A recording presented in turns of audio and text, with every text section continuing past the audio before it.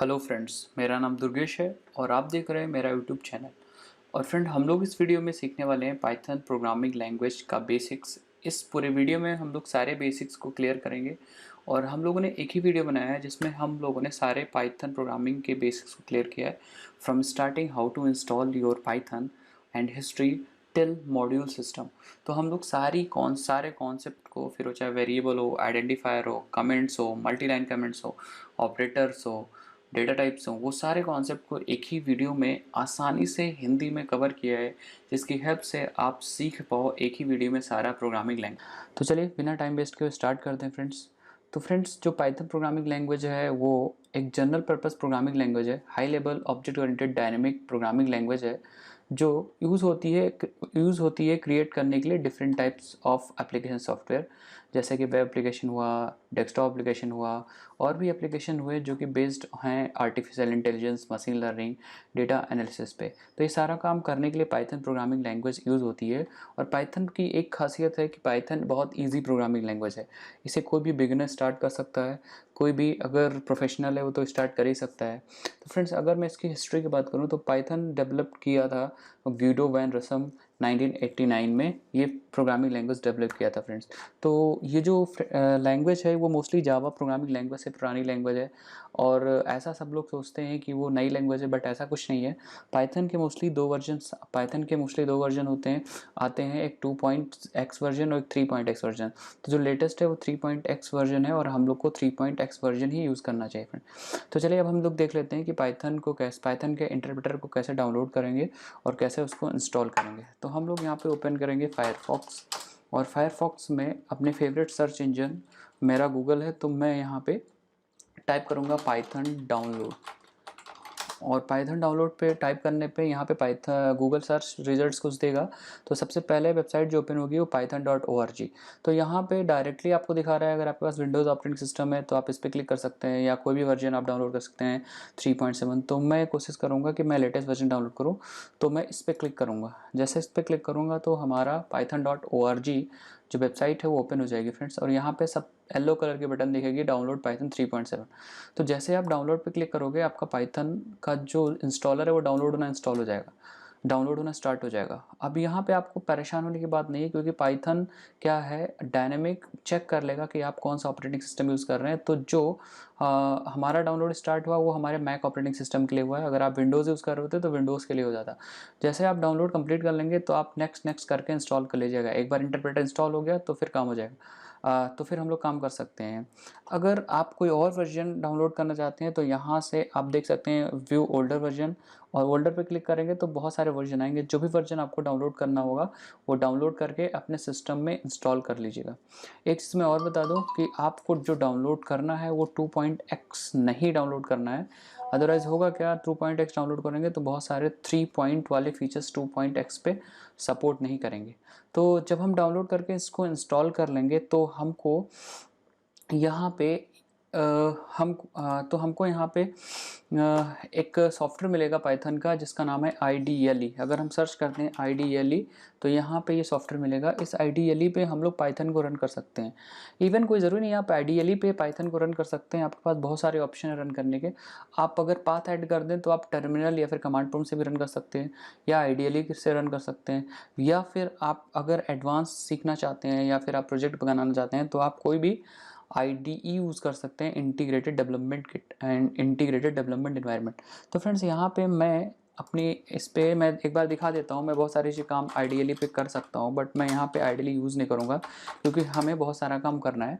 तो यहाँ पे आप जो मैं दूसरे IDE पे अभी करूँगा वो आप इस पर कर सकते हो। श्योरली इसमें कोई भी डिफरेंस नहीं आएगा, जो कोड उस पर चलेगा वो कोड इस पर भी चलेगा। मैं यहाँ पे यूज़ करने वाला हूँ पाईचार्म IDE, जो कि जेटब्रेंस ने दिया है। तो हम जाएंगे यहाँ पे गूगल पे और सर्च करेंगे पाईचार्म डाउनलोड, पाईचार्म डाउनलोड। और जब हम पाईचार्म डाउनलोड लिखेंगे तो यहाँ पे जो पाईचार्म डाउनलोड होगा, पाईचार्म की जो वेबसाइट ओपन होगी, दैट मीन्स जेटब्रेंस की जो वेबसाइट ओपन होगी, वहाँ पे हमको दो पाईचार्म दिखेंगे, एक कम्युनिटी वर्जन दिखेगा और एक प्रोफेशनल वर्जन दिखेगा। तो हम लोग को कम्युनिटी वर्जन डाउनलोड करना है, क्योंकि कम्युनिटी वर्जन फ्री है। तो जैसे डाउनलोड करेंगे तो इसका भी इंस्टॉलर अपने आप से डाउनलोड होना स्टार्ट हो जाएगा। अब इसमें भी क्या है कि ऑटोमेटिक ऑपरेटिंग सिस्टम अपने आप से फेच कर लेगी ये वेबसाइट। तो अगर आप मैक ऑपरेटिंग सिस्टम यूज़ कर रहे होंगे तो DMG फाइल डाउनलोड हो जाएगी, अगर आप विंडोज़ यूज़ कर रहे होंगे तो EXE फाइल डाउनलोड हो जाएगी। उसके बाद आपको करना क्या है, नेक्स्ट करके इंस्टॉल कर लेना है। उसके बाद जब आप क्या करेंगे, जब आपका इंस्टॉलेशन कंप्लीट हो जाएगा और पाईचार्म को ओपन करेंगे तो ये पाईचार्म कुछ ऐसा ओपन होगा। यहाँ से सबसे पहले आपको प्रोजेक्ट क्रिएट करना होगा, तो आप प्रोजेक्ट क्रिएट कर लीजिएगा, सेव कर लीजिएगा। उसके बाद एक फ़ाइल क्रिएट कर लीजिएगा। तो ये पाइथन की फ़ाइल मैंने बनाई है 1_video। यहाँ पे अगर कोई मैं पाइथन का कोड लिखता हूँ, print this is my Python code, और मैं क्या करूँगा, यहाँ पे एक बटन है रन की, इस पर मैं क्लिक करूँगा तो यहाँ पे देखिए आउटपुट आ जाएगा। तो एक्चुअली मैं इस तरफ लिखने वाला कोड और इधर रन करने वाला कोड। रन करने के बहुत सारे ऑप्शन है, आप सर्च कर सकते हो गूगल पे, इंटरनेट पे बहुत सारी चीज़ें सर्च करके इम्प्लीमेंट कर सकते हो। बट मैंने यहाँ पे एक अपना प्लेटफॉर्म निकाला है जहाँ पे हम यूज़ कर रहे हैं पाईचार्म, और पाईचार्म में इधर कोड लिखेंगे, इधर हमारा आउटपुट आएगा। तो चलिए अब हम लोग अपनी प्रोग्रामिंग लैंग्वेज से स्टार्ट करते हैं।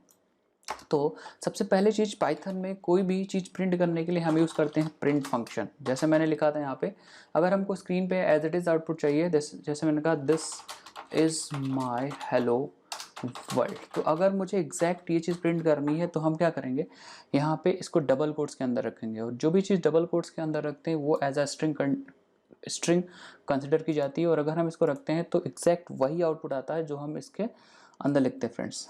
अब फ्रेंड्स, अगर मान लीजिए आपने एक और वर्ड लिखा हुआ है, यहाँ पे एक और लाइन लिखी, मैंने कहा this is my second line, और अगर इसको हम रन करते हैं तो यहाँ पे दोनों लाइनें जो प्रिंट हो गई वो नेक्स्ट लाइन प्रिंट हो गई। अगर यहाँ पे एक और आप लिख दोगे तो तीनों लाइनें नेक्स्ट लाइन में प्रिंट होगी। तो इस प्रिंट फंक्शन की प्रॉपर्टी ये है कि आप जैसे ही इसको कोई लाइन देते हैं तो ये प्रिंट करने के बाद क्या करता है, लाइन को टर्मिनेट कर देता है, लाइन को चेंज कर देता है। दैट मीन्स लाइन चेंज हो जाती है। अगर आप लाइन चेंज करना नहीं चाहते हो तो आप यहाँ लगाओगे कॉमा और लिखोगे एंड, और यहाँ पे ऐसे ब्लैंक स्ट्रिंग पास कर दोगे। इस केस में ये वाला प्रिंट क्या करेगा, ये इस पूरी लाइन को प्रिंट करेगा और एंड करेगा ब्लैंक से। दैट मीन्स ये लाइन को नहीं चेंज करेगा। अगर मैं यहाँ चलाऊँ तो देखिए यहाँ पे this is my hello world, पहली लाइन प्रिंट हुई, उसके बाद लाइन चेंज नहीं हुआ। बट जो सेकंड प्रिंट था उसने क्या किया, इस चीज़ को प्रिंट किया और लाइन चेंज कर दिया। अगर आप चाहते हो लाइन चेंज ना हो तो हम क्या करेंगे, यहाँ भी एंड लगा देंगे, और जैसे आप एंड लगाएंगे फिर से रन करेंगे तो ये वाली लाइन भी नहीं चेंज होगी और आपका आउटपुट सारा एक ही लाइन में आएगा फ्रेंड्स। तो यहाँ पे बहुत सारी चीज़ें हैं प्रिंट के साथ, और आप एक एक चीज़ करके एक्सपेरिमेंट करिए। नेक्स्ट बात करते हैं हम लोग कमेंट्स का होते हैं। तो कमेंट्स मतलब अगर हम चाहते हैं कि पाइथन ये कोड को रीड ना करे, वो सिर्फ डिस्क्रिप्शन के लिए हो कि हमारा जो कोड है वो क्या काम कर रहा है, वो हमारे लिए कोड हो, पाइथन इंटरप्रेटर से हम वो चीज़ एग्जीक्यूट नहीं कराना चाहते हैं, तो हम जिस लाइन को एग्जीक्यूट नहीं कराना चाहते हैं तो हम उससे पहले लगा देंगे सिंपल सा has.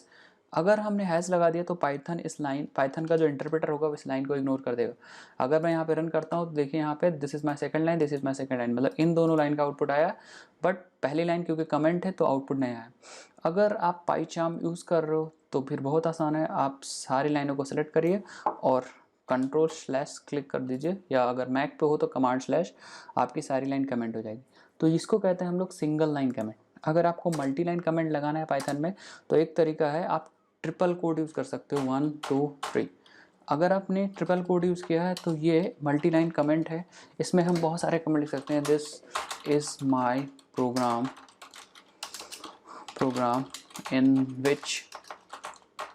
in which we are learning whole of Python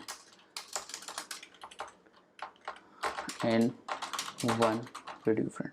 तो यहाँ पे ये होता है मल्टी लाइन कमेंट, और यहाँ पे एक एक लाइन लगाना है तो आप हैश से भी कर सकते हो, या आप ट्रिपल कोट्स लगा सकते हो मल्टी लाइन कमेंट्स को लगाने के लिए। तो जैसा कि हम लोगों ने सीखा था कि पाइथन एक सिंपल लैंग्वेज है, इजी प्रोग्रामिंग लैंग्वेज है, जो कि इंटरप्रेटर बेस्ड लैंग्वेज है, जिसका मतलब है कोड हम लिखते हैं तो direct interpreter line by line read कर लेता है। पाइथन बेस्ड है इंडेंटेशन पे, तो हमें देखना होगा इंडेंटेशन क्या है। इंडेंटेशन समझने के लिए हम क्या करते हैं, यहाँ पे कुछ प्रिंट करते हैं, और मैंने कहा अभी मैंने लिखा था फर्स्ट 1 प्रिंट कर दिया, फिर एक और लाइन और प्रिंट कर दी, एक लाइन और प्रिंट कर दी, यहाँ पे हमने एक लाइन और प्रिंट कर दी, एक लाइन और प्रिंट कर दी। तो इंडेंटेशन मीन्स कि अगर आपको इसके बाद कोई लाइन प्रिंट करनी है तो ये लाइन मेंटेन करनी है। अगर आपको इफ़ लगाना है तो आपको इफ़ लिखना है, और आपको इफ़ ब्लॉक के अंदर एंटर करने के लिए आपको एंटर करना है और आपको थोड़ा सा स्पेस यहाँ से मेंटेन करना है और आपको इसके अंदर कोई कोड लिखना है, फिर इसके अंदर कोड लिखना है। तो अब यहाँ पे लाइन मेंटेन करनी है, अगर इंडेंटेशन मेंटेन करना है दैट मीन्स इफ़ के अंदर लिखना है तो आपको इसी लाइन के नीचे एकदम लिखना होगा। अगर आपको इफ़ के बाहर आना है तो आप पीछे आ जाइए, दैट मीन्स आप इफ़ के बाहर आएंगे। इसको बोलते हैं फ्रेंड इंडेंटेशन। इंडेंटेशन मीन्स आपको इंडेंट मेंटेन करके रखना है, स्पेसेस मेंटेन करके रखने काम करने के लिए। तो फ्रेंड्स ये चीज़ मैं हटा देता हूँ क्योंकि हम लोग आगे सीख सकें। नेक्स्ट बात करते हैं कीवर्ड्स क्या होते हैं। तो बात करते हैं कीवर्ड्स क्या होते हैं पाइथन में। तो कीवर्ड्स को समझने के लिए हम समझेंगे कि कीवर्ड्स ऐसे वर्ड्स हैं जो प्री डिफाइंड है पाइथन में। दैट मीन्स इंटरप्रेटर को ऑलरेडी इसका मतलब पता है कि अगर ये चीज़ लिखेंगे तो इसका क्या मतलब है। जैसे फॉर एग्जांपल हम लोग यूज़ करते हैं इफ़ मीन्स इसका मतलब ऑलरेडी पता है कि कंडीशन लगाना है। क्लास मतलब ऑलरेडी पाइथन को पता है कि हमें क्लास मीन्स क्लास बनाना है, डेफ मतलब फंक्शन बनाना है। तो ऐसे वर्ड्स जो हम अपने प्रोग्राम में यूज़ करेंगे और उनका कुछ न कुछ मीनिंग है जो इंटरप्रेटर को पता है, उन्हीं को हम लोग बोलते हैं कीवर्ड्स। अगर हम बात करें आइडेंटिफायर की, तो आइडेंटिफायर ऐसे वर्ड्स होते हैं जो आपके प्रोग्राम में हम लोग क्रिएट करते हैं। जैसे मान लो हमें एक वेरिएबल बनाना है तो हमने कहा माई वेर और हमने इसकी वैल्यू 45 रख दी। इसका मतलब ये जो माई वेर है ये एक वेरिएबल है जिसका नाम हमने दिया है, और अगर यूज़र डिफाइंड वर्ड्स है प्रोग्राम के अंदर दैट मीन्स वो इंडेंटेशन होगा। और एक चीज़ और ध्यान रखनी होगी कि हम सभी वर्ड मतलब कोई भी वर्ड हम एज अ आइडेंटिफायर यूज़ कर सकते हैं, बट हमारा वर्ड डिजिट से नहीं स्टार्ट होना चाहिए और अंडरस्कोर के अलावा कोई स्पेशल सिंबल नहीं यूज़ होना चाहिए। दैट मीन्स सिर्फ और सिर्फ हम लोग अंडरस्कोर यूज़ कर सकते हैं as a special symbol. Dollar has was नहीं यूज़ कर सकते, कुछ भी नहीं यूज़ कर सकते हैं, सिर्फ अंडरस्कोर यूज़ कर सकते हैं। और एक चीज़ और ध्यान रखनी है कि जो आपका वर्ड होना चाहिए वो डिजिट से स्टार्ट नहीं होने चाहिए। बाकी आप कोई भी चीज़ रख सकते हो। जैसे मैं कोई वेरिएबल बनाता हूँ, जैसे मैंने ऊपर बनाया भी है और एक और बना लेता हूँ। मैं कहता हूँ दिस इज़ माई प्रोग्राम। तो ये भी एक वेरिएबल है जो कि आइडेंटिफायर, और ये वैलिड आइडेंटिफायर है। वैलिड आइडेंटिफायर का मतलब कि आपने वर्ड यूज़ किया है और वर्ड को सेपरेट किया अंडरस्कोर की हेल्प से। तो यहाँ पे कोई स्पेशल सिंबल भी नहीं और आपका जो वर्ड है वो डिजिट से भी नहीं स्टार्ट हो रहा है। इसका मतलब कि ये एक वैलिड आइडेंटिफायर है फ्रेंड। तो हम लोग क्या करते हैं, अब नेक्स्ट स्टेप में वेरिएबल्स बनाना सीखते हैं फ्रेंड। तो वेरिएबल बनाना बहुत ईजी है पाइथन प्रोग्रामिंग लैंग्वेज में। हम लोग को क्या करना है, सिर्फ वेरिएबल का नाम लिखना है ए और उसकी वैल्यू लिख देनी है। जैसे हमको प्रिंट करना है तो हम लिखेंगे प्रिंट ए की वैल्यू प्रिंट कर देंगे और हम रन करेंगे तो हमारा आउटपुट आ जाएगा। तो यहाँ पे आपको डेटा टाइप कुछ नहीं लिखना है। अगर आपको चेक करना है कि ये ए किस टाइप का है तो हम लिखेंगे प्रिंट टाइप ऑफ ए और हम क्या करेंगे, प्रोग्राम को रन करेंगे तो हमें पता चल जाएगा कि ए की वैल्यू 56 है, उसका टाइप इंटीजर है। इसी तरह अगर हमें स्ट्रिंग का वेरिएबल बनाना है तो हमें स्ट्रिंग नहीं लिखना, हमें डायरेक्ट नेम लिखना है, वेरिएबल का नाम। और हम स्ट्रिंग को बनाने के लिए हम सिंगल कोट्स भी यूज़ कर सकते हैं, अगर हम चाह रहे हैं डबल कोट्स भी यूज़ कर सकते हैं, और अगर हम चाहते हैं तो ट्रिपल कोट भी यूज़ कर सकते हैं, आपकी मर्जी। पाइथन में single quote, double quote, triple quotes तीनों स्ट्रिंग को बनाने के लिए होता है। तो मैं यहाँ पे लिख सकता हूँ ओनली जावा टेक और फिर हम नेम को यूज़ कर सकते हैं, नेम को प्रिंट कर सकते हैं यहाँ पे नेम, और देखेंगे स्क्रीन पे कि हमारा नाम यहाँ पे प्रिंट हो जाएगा। उसके बाद अगर हम देखना चाहते हैं कि ये नेम किस टाइप का है तो हम लिखेंगे प्रिंट और यहाँ पे लिख देंगे टाइप ऑफ नेम। और जैसे हम टाइप ऑफ नेम लिखेंगे, रन करेंगे तो यहाँ पे देखिए इसका टाइप क्या है, स्ट्रिंग आया। तो हम स्ट्रिंग वेरिएबल बना सकते हैं, इंटीजर वेरिएबल बना सकते हैं और फ्लोट भी वेरिएबल बनाना है तो हम इस f इज इक्वल टू और हम बस एक पॉइंट की वैल्यू देंगे। उसके बाद ये जो f है वो एज अ फ्लोट काम करेगा। सेव करेंगे, रन करेंगे, ठीक है, एज अ फ्लोट काम करेगा। अगर हम इसका टाइप भी देखना चाहते हैं तो हम लिख देंगे प्रिंट टाइप ऑफ f, तो हमें इसका टाइप भी मिल जाएगा। तो हमने सीख लिया कि कैसे हम वेरिएबल्स बनाते हैं। उसके बाद हम देखते हैं कि अगर हमें वेरिएबल्स और वैल्यू साथ में प्रिंट करनी है तो कैसे प्रिंट करेंगे। तो हम अगर हमें स्ट्रिंग प्रिंट करनी है तो हम लिख देंगे वैल्यू ऑफ f इज़, अब हमें f के बाद, इस वर्ड के बाद हमें स्ट्रिंग वेरिएबल की वैल्यू लानी है तो हम कॉमा लगाएंगे, f लिख देंगे। फिर से हमें कुछ लिखना होता है तो फिर से कॉमा लगाएंगे, अपने स्ट्रिंग लिख देते हैं और फिर हम प्रोग्राम को चलाएंगे तो हमें पता चल जाएगा कि आउटपुट आया। Value of f as it is print हुआ है, इतना एज इट इज़ प्रिंट हुआ, उसके बाद वैल्यू प्रिंट हुई और एंड प्रिंट हुआ। इसका मतलब प्रिंट के अंदर हम कॉमा लगा के चीज़ों को सेपरेट कर सकते हैं। उसके बाद कॉमा लगा के वेरिएबल्स को सेपरेट कर सकते हैं, वैल्यूज़ को सेपरेट कर सकते हैं। तो प्रिंट फंक्शन बहुत यूजफुल फंक्शन है जिसकी हेल्प से हम सारा काम कर सकते हैं। उसके बाद हम देखते हैं कि डेटा टाइप्स कौन कौन से हैं पाइथन प्रोग्रामिंग लैंग्वेज में और उनको कैसे हम लोग को सीखना है उन पे कैसे हम लोग ऑपरेशंस परफॉर्म करेंगे। तो बेसिकली जो हम लोग डेटा टाइप पाइथन में पढ़ने वाले हैं वो 6 इंपॉर्टेंट डेटा टाइप पढ़ने वाले हैं। अभी एक एक करके मैं बताऊंगा वो कौन कौन से डेटा टाइप्स हैं। सबसे पहले मैं बात करता हूँ नंबर्स की। तो नंबर्स में सबसे पहला जो नंबर होता है वो होता है इंटीजर। तो पाइथन में इंटीजर आप बहुत आसानी से ऐसे बना सकते हो और इस पर बहुत तरीके के ऑपरेशन अर्थमेटिक ऑपरेशंस परफॉर्म कर सकते हो। तो ऑपरेशंस परफॉर्म करने के लिए हमें ऑपरेटर सीखना पड़ेगा। तो उसके लिए मैं एक और वेरिएबल बना लेता हूँ और वेरिएबल की वैल्यू थोड़ा छोटी छोटी देते हैं कि जिससे कि हम लोग चीज़ें समझ जाएँ। तो ये इंटीजर की वैल्यूज़ हैं और हम लोग क्या करेंगे, इस पर कुछ अर्थमेटिक ऑपरेशंस परफॉर्म करेंगे जैसे प्लस। तो हम लिखेंगे print of A plus B. तो a प्लस बी की वैल्यू प्रिंट हो जाएगी। और इससे पहले मैं क्या करता हूँ, यहाँ पे लिख भी देता हूँ as a string a plus B. तो हमें जो आउटपुट मिलेगा कुछ ऐसे मिलेगा। अगर मैं एक चेक करता हूँ तो यहाँ पे जो प्लस है वो एक अरिथमेटिक ऑपरेटर था। उसके बाद हम यूज़ कर सकते हैं प्लस की, जहाँ पे प्लस यूज़ किया था वहाँ पे हम लोग क्या यूज़ कर सकते हैं, एज अ माइनस भी यूज़ कर सकते हैं। तो मैं माइनस कर देता हूँ इसे माइनस और इसको भी माइनस। ये माइनस भी क्या है, एक अरिथमेटिक ऑपरेटर है। इसी तरह हम लोग मल्टीप्लाई कर सकते हैं, डिवाइड यूज़ कर सकते हैं, बहुत सारी चीज़ें यूज़ कर सकते हैं काम करने के लिए।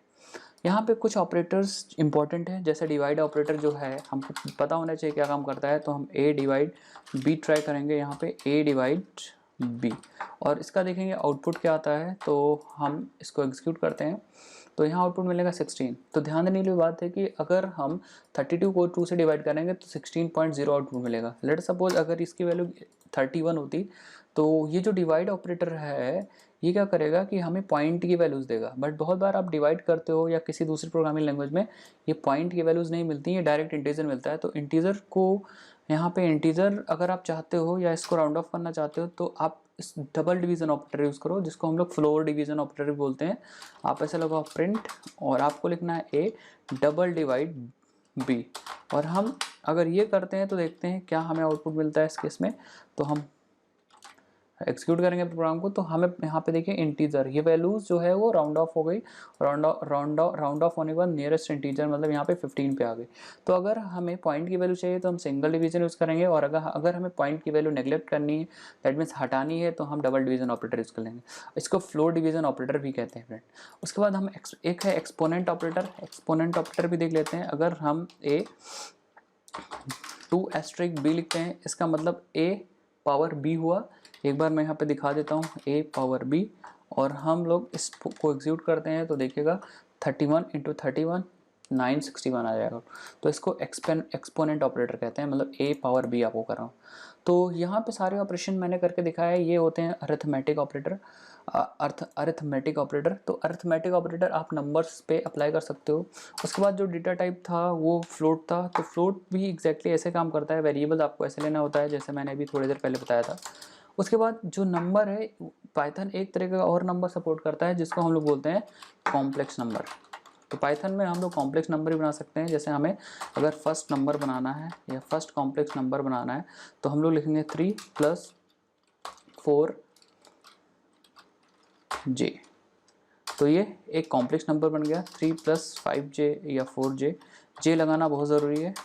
उसके बाद अगर हमें सेकंड नंबर बनाना है तो हम लिखेंगे सेकंड नंबर, एक वेरिएबल लेंगे सेकंड नंबर और यहाँ लिखेंगे 8 + 6J।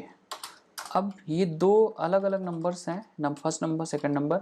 तो एग्जैक्टली ये जैसे से इंटीजर था डबल था वैसे ही कॉम्प्लेक्स नंबर है। हम चाहते हैं तो इनका सम भी कर सकते हैं। हम लिख सकते हैं first number plus second number. हाँ, अगर हम प्रोग्राम को रन करते हैं तो दो कॉम्प्लेक्स नंबर का सम मुझे मिल जाएगा। इसी तरह अगर हम मल्टीप्लाई करना चाहते हैं तो हम first number into second number से मल्टीप्लाई भी कर सकते हैं।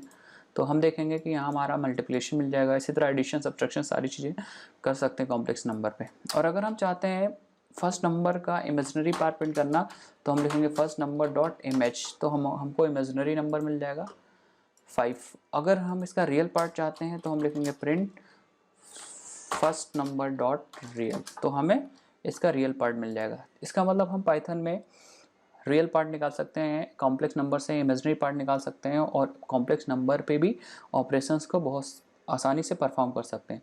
तो जो नंबर डेटा टाइप था उसमें बेसिकली 3 तरह के नंबर्स आते हैं, इंटीजर, फ्लोट और कॉम्प्लेक्स। उसके बाद जो हम डेटा टाइप डिस्कस करने वाले हैं वो स्ट्रिंग है, तो इसको मैं क्लियर कर देता हूँ। स्ट्रिंग मैंने बताया था कैसे बनाना आपको। तो पाइथन में स्ट्रिंग बनाने के लिए आपको सिर्फ वेरिएबल लिखना होता है और वेरिएबल के बाद डायरेक्ट वैल्यू लिखनी होती है। वैल्यू जैसे हम लोग लेते हैं टेक्सॉफ्ट इंडिया, ये वैल्यू है, और इसको अगर प्रिंट करना है तो डायरेक्ट सिंपल सा नेम लिखिए। प्रिंट करने के बाद हम लोग इसमें एक चीज़ और है, जैसे मैंने ऊपर सिंगल कोड यूज़ किया है, आप डबल कोट्स ट्रिपल कोट्स जो मर्जी वो यूज़ कर लीजिए। इंपॉर्टेंट बात यह है कि अगर आप मल्टी लाइन स्ट्रिंग लेना चाहते हैं तो आप ट्रिपल कोड यूज़ करिए, और डबल कोट्स और सिंगल कोड नॉर्मल यूज़ करिए। एक चीज़ और इंपॉर्टेंट बात है यहाँ पे कि पाइथन में कैरेक्टर डेटा टाइप नहीं होता है। अगर आप यहाँ पे ऐसे लोगे n is equal to single quote A, तो यहाँ पे a जो है या n जो है वो कैरेक्टर टाइप की वैल्यू नहीं स्टोर कर रहा है, ये भी एक स्ट्रिंग है। अगर हम यहाँ पे देखते हैं print of type of n, तो हमें स्ट्रिंग ही मिलेगा, न कि कैरेक्टर मिलेगा। इसका मतलब सिंगल कोट के अंदर सिंगल कैरेक्टर है तो वो भी पाइथन में एज अ स्ट्रिंग ही ट्रीट होती है, एज अ कैरेक्टर नहीं ट्रीट होती है जैसे हम सारी लैंग्वेजेस में करते हैं। तो यहाँ पे सब कुछ स्ट्रिंग है, वो चाहे सिंगल कोट हो, डबल कोट हो, ट्रिपल कोट हो। उसके बाद फ्रेंड देखते हैं कि आप कैसे लेंथ निकालोगे। तो हमारे पास एक len फंक्शन है, अगर इसको हम अपना नाम दे दें तो फ्रेंड ये मुझे लेंथ दे देता है, जिसको मैंने l में रख लिया, और हम इस लेंथ को प्रिंट कर सकते हैं ऐसे। सबसे पहले हम आउटपुट देंगे length length is equal to, और कॉमा लगा के हम लिखेंगे l, और हम अपने प्रोग्राम को रन करेंगे तो हमें लेंथ मिल जाएगी 40। तो ये लेंथ फंक्शन से हम लेंथ निकाल सकते हैं। उसके बाद अगर आपको सब स्ट्रिंग यूज़ करना है तो हमें स्लाइस ऑपरेटर यूज़ करना पड़ेगा। जैसे लेट अस सपोज हमें इस नेम से 0th पोजीशन की t वाली वैल्यू चाहिए, तो हम लिखेंगे प्रिंट नेम ऑफ 0, और जैसे 0 लिखेंगे तो हमें 0th वैल्यू t मिल जाएगी। अगर हमें 1th वैल्यू चाहिए होती तो हम लिखते हैं प्रिंट नेम ऑफ 1, तो इंडेक्सिंग हमेशा 0 से स्टार्ट होती है, तो हमें यहाँ e मिल जाता। यहाँ से स्लाइस भी कर सकते हैं, अगर हम चाहते हैं कि 0 से लेके 0 0 0 1 2 3 4 5 6 7 8, हम चाहते हैं 0 से लेके 8 तक वैल्यूज़ को सब स्ट्रिंग करना, एक्सट्रैक्ट करना, तो हम लिखेंगे print name of starting point, लिखेंगे स्टार्टिंग इंडेक्स 0, और यहाँ पे लिखना है एंड -1, मतलब एक कम लिखना है जहाँ तक आप चाहते हो। तो मैं चाहता हूँ t तक, तो 0 1 2 3 4 5 6 7 8, अगर 8 दे देंगे तो ये t तक निकालेगा, तो यहाँ पे 8 दे देंगे। और हमें याद रखना है कि 8 एक्सक्लूडेड है, दैट मीन्स ये 7 तक निकालेगा। अगर मैं यहाँ प्रिंट करता हूँ तो आप देख पाओगे टेक्सॉफ्ट, लेकिन अगर मैं यहाँ 7 देता तो ये t क्या करता, 7th वाला जो कैरेक्टर है उसको ये छोड़ देगा। तो यहाँ पे देखिए इसने t छोड़ दिया। इसका मतलब हम आसानी से इसको सब स्ट्रिंग भी कर सकते हैं। अगर हमें स्टेप्स चाहिए, दैट मीन्स हम एक एक कैरेक्टर छोड़ना चाहते हैं, तो हम यहाँ पे कोलन लगा के यहाँ पे 2 लिख सकते हैं। दैट मीन्स अब फर्स्ट के बाद मुझे सेकंड कैरेक्टर चाहिए, एक एक कैरेक्टर छोड़ना चाहते हैं। तो फ्रेंड्स यहाँ पे हम लोग ने देखा कि कैसे हम स्ट्रिंग कर सकते हैं, कैसे हम सब स्ट्रिंग कर सकते हैं पाइथन में स्ट्रिंग को।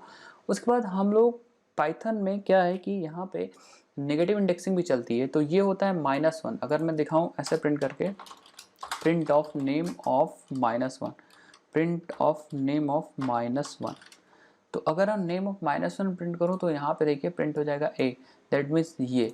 तो अगर मैं इधर से चलता हूँ तो 0 1 2 3 4 5 6 7 8 9 10 11 12 13 ऐसे आएगा इंडेक्स। और अगर इधर से चलता हूँ तो -1 -2 -3 -4 इस तरह काम हो सकता है। तो अगर मुझे रिवर्स करना स्ट्रिंग तो मैं क्या करूँगा, प्रिंट करूँगा और यहाँ पे लिखूँगा नेम, और स्टार्ट करना है -1, उसके बाद हमें लिखना था एंड, तो एंड में छोड़ दूंगा, और हमें देना होता है डायरेक्शन।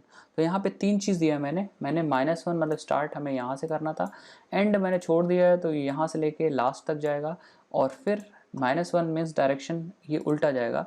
तो यहाँ पे देखेंगे हमारा रिवर्स भी हो जाएगा एक ही लाइन पे। तो यहाँ पे हमने देखा कि सब स्ट्रिंग कैसे करते हैं अपने स्ट्रिंग को, और ये बेसिकली स्लाइस ऑपरेटर होता है जो एक्चुअली स्ट्रिंग को काटता है। उसके बाद हम लोग और भी बहुत सारे ऑपरेशन परफॉर्म कर सकते हैं। इस स्ट्रिंग के पास बहुत सारे फंक्शन है, जैसे हम लोग क्या कर सकते हैं, नेम ऑफ कैपिटलाइज एक फंक्शन है, प्रिंट कर सकते हैं। आप यहाँ पे देख पाओगे कि ये कैपिटलाइज मीन्स ये पहला लेटर कैपिटल कर देगा। उसके बाद हम बहुत सारे इसके फंक्शन है, नेम डॉट टाइटल, हर एक वर्ड का पहला लेटर कैपिटल हो जाएगा।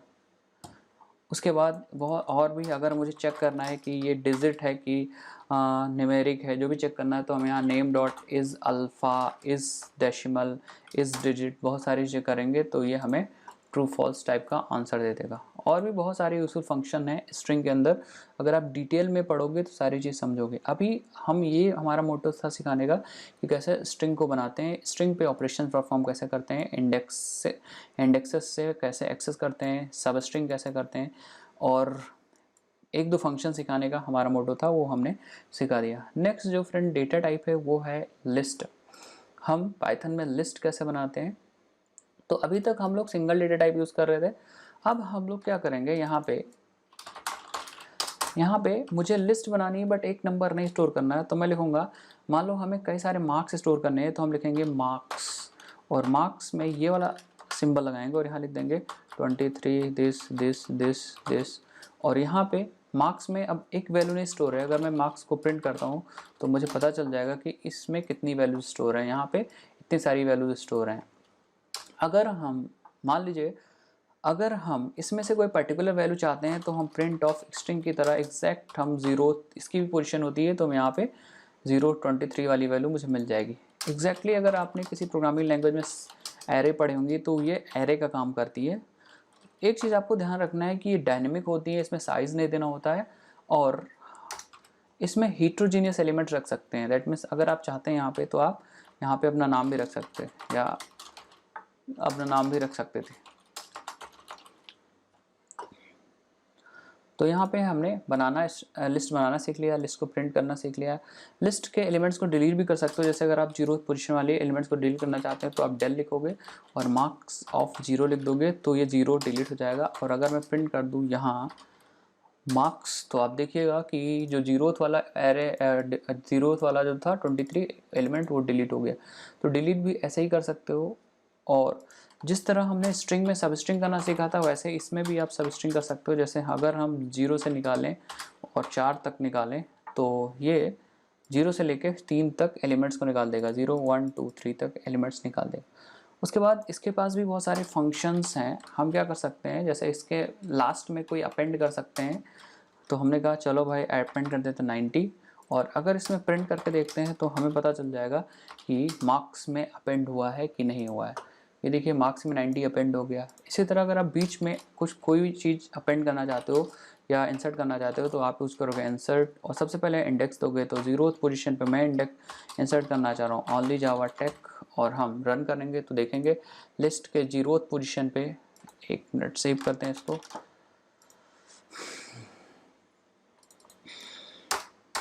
हाँ, तो लिस्ट के 0th पोजीशन पे यहाँ पे आ गया है, तो हम एक बार प्रिंट करके देखते हैं, और हम प्रिंट करेंगे तो यहाँ पे देखिए लिस्ट के 0th पोजीशन पे हमारा ओनली जावा टेक आ गया। इसी तरह अगर आपको लेंथ निकालना है तो इस पर भी आप लेंथ फंक्शन यूज़ कर सकते हो। आप लेंथ ऑफ मार्क्स यूज़ करके इसका भी लेंथ निकाल सकते हो, 7 आ जाएगा। इसी तरह अब अगर आपको कोई एलिमेंट रिमूव करना है तो आप यहाँ पे marks dot remove method use करके आप, जैसे मुझे 32 रिमूव करना है तो यहाँ पे 32 पास कर दूंगा, रन करूँगा और प्रिंट कर देता हूँ एक बार जिससे कि पता चले। तो मार्क्स को मैं प्रिंट कर दूंगा और इसको सेव कर दूंगा, फिर चलाऊंगा तो देखेंगे 32 यहाँ से रिमूव हो चुका होगा। तो हम इसी तरह रिमूव कर सकते हैं। अगर आपको मिनिमम मैक्सिमम निकालना है, लेट अस सपोज हमारे पास एक लिस्ट है, लिस्ट में रखा हुआ है कुछ एलिमेंट्स और हमें इसमें से मिनिमम निकालना है, तो आप प्रिंट ऑफ मिन फंक्शन यूज़ कर सकते हो और अपनी लिस्ट को इसमें पास कर सकते हो, तो ये प्रिंट कर देगा आपसे मिनिमम। उसके बाद अगर आपको मैक्सिमम निकालना है तो आप प्रिंट कर सकते हो, मैक्स फंक्शन यूज़ कर सकते हो, और मैक्स में आपको अपनी लिस्ट पास कर देनी है और ये प्रिंट कर देगा मैक्सिमम।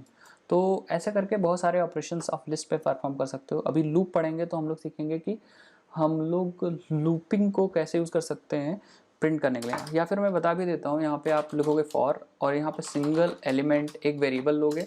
आप वो कोई वेरिएबल ले सकते हो, बेसिकली ये जो वेरिएबल है इसके अंदर एक एक एलिमेंट आएगा, तो एक्स ले सकते हो इन और अपनी लिस्ट दे दो और फिर क्या करो प्रिंट कर दो एक्स को।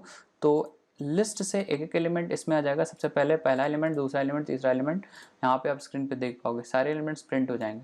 तो लिस्ट की हेल्प से आप एलिमेंट्स को प्रिंट भी कर सकते हो। इवन अगर आप लिस्ट को रिवर्स करना चाह रहे हो तो आप इस लिस्ट पे कॉल कर सकते हो reverse function, list dot reverse function, और अगर फिर से लिस्ट को प्रिंट करोगे तो आपकी लिस्ट क्या हो चुकी होगी, रिवर्स हो चुकी होगी फ्रेंड्स। तो यहाँ पे लिस्ट में मोस्टली सारी चीज़ें मैंने बता दी क्या कैसे करना है। तो लिस्ट हमारी हो गई कंप्लीट। उसके बाद एक और डेटा टाइप है जिसको हम लोग टपल बोलते हैं। टपल एग्जैक्टली लिस्ट है, इसको बनाने का बस तरीका अलग है। जैसे अगर टपल मुझे बनाना होगा तो हम लिखेंगे मार्क्स, और लिस्ट को हम ऐसे बनाते थे, टपल को हम लोग ऐसे बनाएंगे। और मैं भी बता देता हूँ डिफरेंस क्या है। टपल बेसिकली एक बार बन जाता है तो चेंज नहीं हो पाता है। जैसे अगर मैं प्रिंट करूँ तो मुझे मार्क्स तो सारे मिलेंगे,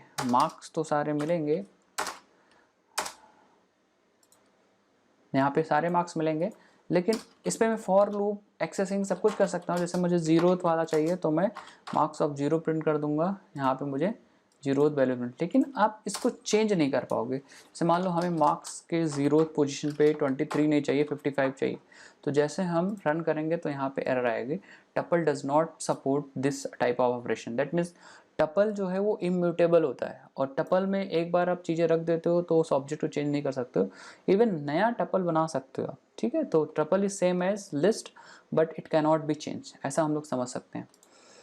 उसके बाद डिक्शनरीज है। तो फ्रेंड्स हमने सीखा कि लिस्ट क्या होती है, स्ट्रिंग क्या होती है, नंबर डेटा टाइप क्या होते हैं, और टपल क्या होते हैं। अब चलिए फ्रेंड्स स्टार्ट करते हैं डिक्शनरीज़ क्या होती हैं। तो फ्रेंड्स डिक्शनरीज़ ऐसी एक डेटा टाइप है पाइथन प्रोग्रामिंग लैंग्वेज में जिसकी हेल्प से हम की वैल्यू पेयर स्टोर कर सकते हैं। जैसे लेट अस सपोज हमें अपने बारे में डिटेल स्टोर करनी है, तो हम लिखेंगे यहाँ पे डेटा इज इक्वल टू, और हम लगाएंगे ये वाला सिंबल। ठीक है, तो फ्रेंड्स बेसिकली हमें करना क्या है कि हमें की वैल्यू पेयर स्टोर करना है, तो हम लगाएंगे ये वाला सिंबल, और हम सबसे पहले की लिखेंगे। जैसे हमने अपना नाम लिखा, उसके बाद हम लगाएंगे कोलन, और फिर हम अपने नेम की वैल्यू लिखेंगे कि मेरा नाम क्या है। उसके बाद ये एक की वैल्यू पेयर हो गया। इसी तरह हम एक दूसरा की वैल्यू पेयर बना सकते हैं। हम उसको सेपरेट करेंगे कॉमा से, और फिर लगाएंगे हम एड्रेस, और फिर हम कोलन लगाएंगे, और फिर इसकी वैल्यू लिखेंगे लखनऊ। और फ्रेंड्स इसके बाद तीसरा अगर मुझे की वैल्यू डालना है तो मैं यहाँ पे लिखूँगा फ़ोन, और फ़ोन में मैं अपना नंबर लिख सकता हूँ, कोई दिक्कत। इसी तरह करके हम बहुत सारी की वैल्यू पेयर्स बना सकते हैं, और इसी को हम लोग बोलते हैं डिक्शनरीज। अगर हम इसको प्रिंट करने की कोशिश करते हैं तो हम देखेंगे कि हमें डेटा में क्या वैल्यूज़ मिली हैं। तो डेटा में हम देख सकते हैं कि हमें यहाँ पे नेम में दुर्गेश मिला, एड्रेस में लखनऊ मिला, फ़ोन नंबर में हमारा फ़ोन नंबर मिला। अगर हम इसका टाइप देखें, हमने कहा प्रिंट टाइप ऑफ डेटा, तो हमें मिल जाएगा कि ये जो है वो डेटा एक डिक्ट है। डिक्ट मीन्स डिक्शनरी है। इसके बाद एग्जैक्टली हम यहाँ पे प्रिंट कर सकते हैं कि हमारा नाम क्या था, तो हमने कहा डेटा, और डेटा के अंदर अगर हम की दे देंगे तो ये हमारा इस नेम की वैल्यू दे देगा यहाँ पे। इसी तरह हम एड्रेस की वैल्यू निकाल सकते हैं। हम लिखेंगे डेटा, और डेटा के अंदर हम दे देंगे एड्रेस।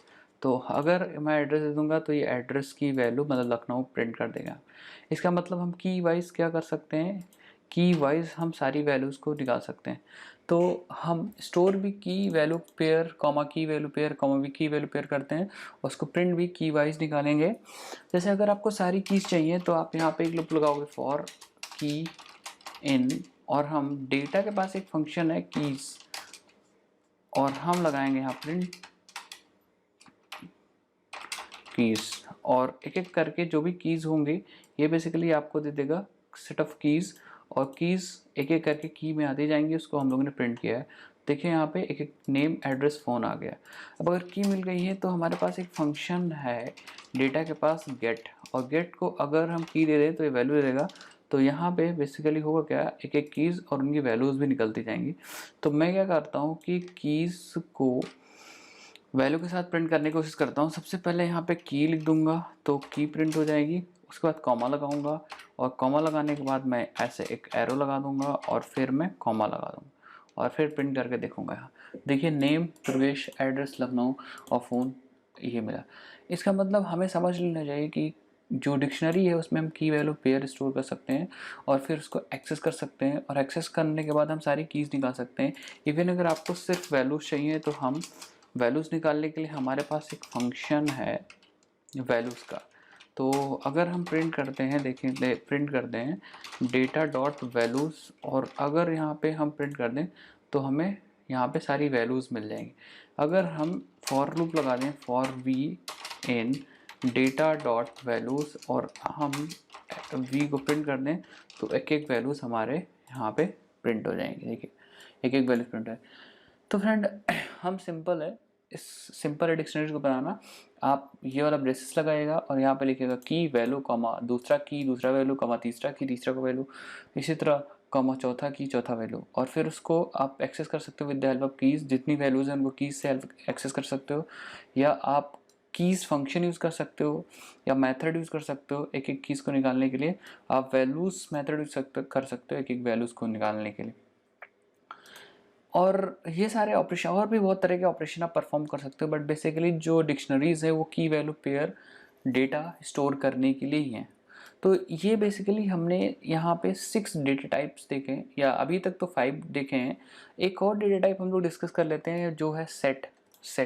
सेट बेसिकली अगर मुझे डुप्लीकेट्स नहीं रखने, जैसे मुझे एक लिस्ट बनानी है और लिस्ट बनानी है जिसमें हमें कुछ नंबर्स रखना है, तो लिस्ट में क्या है प्रॉपर्टी कि लिस्ट में डुप्लीकेट्स भी हो जाएंगे। बट अगर हम एक सेट बनाते हैं, मान लो मैंने कहा माई अंडरस्कोर सेट, और सेट बनाने का तरीका ये वाला सिंपल है, बट यहाँ पे की वैल्यू पेयर नहीं देंगे, सिर्फ नंबर्स देंगे सिंगल वैल्यूज। तो हमने कहा 2, 2, 2, 2, 3, 3, 3, 4, 4। तो जो सेट की प्रॉपर्टी है वो अभी आपको पता चल जाएगी। अगर मैं यहाँ प्रिंट करता हूँ माई सेट और रन करता हूँ, तो आप देखोगे कि 2, 3, 4 प्रिंट हुआ, 2 इतनी बार रिपीट हुआ था बस एक ही बार प्रिंट हुआ, 3 इतनी बार रिपीट हुआ था एक ही बार प्रिंट हुआ, 4 इतनी बार रिपीट हुआ था। तो सेट की यही प्रॉपर्टी है कि इसमें जो एलिमेंट्स होते हैं वो डुप्लीकेट नहीं होते, डुप्लीकेट नहीं स्टोर होंगे। अगर डुप्लीकेट स्टोर होंगे तो वो डुप्लीकेसी को रिमूव कर देगा।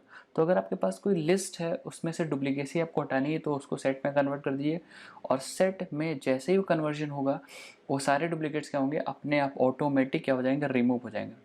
तो यहाँ पे हम लोगों ने देखा कि नंबर्स क्या होते हैं, स्ट्रिंग क्या होती है, लिस्ट क्या होता है, टपल क्या होता है, डिक्शनरीज क्या होता है, और उसके बाद हम लोगों ने देखा सेट क्या होता है। अब हम थोड़ा सा बात कर लेते हैं कंट्रोल स्टेटमेंट्स की पाइथन प्रोग्रामिंग लैंग्वेज में। तो हम लोग कंट्रोल स्टेटमेंट सीखते हैं क्या होता है, और कंट्रोल स्टेटमेंट में हम लोग कुछ चीज़ें सीखेंगे, एक एक करके हम लोग पढ़ते हैं। सबसे पहले देखते हैं ये कंट्रोल स्टेटमेंट क्या होता है। कंट्रोल स्टेटमेंट ऐसे स्टेटमेंट होते हैं प्रोग्रामिंग लैंग्वेज में जो आपके प्रोग्राम के फ्लो को कंट्रोल करें, जैसा इफ़ हो गया, एल्स हो गया, फॉर लूप हो गया, वाइल लूप हो गया, ब्रेक हो गया। ये सारे स्टेटमेंट हैं जो हमारे प्रोग्राम के एग्जीक्यूशन को कंट्रोल कर सकते हैं। जैसे फॉर एग्जांपल हमारे पास एक नंबर है 45, और अगर इस नंबर को हम प्रिंट करना चाहते हैं तभी जब इसकी वैल्यू 40 से बड़ी हो, तो हम लगाएंगे इफ़, और हम चेक कर लेंगे if n is greater then 40। अगर ऐसा है उसी केस में हम क्या करेंगे, n को प्रिंट करेंगे।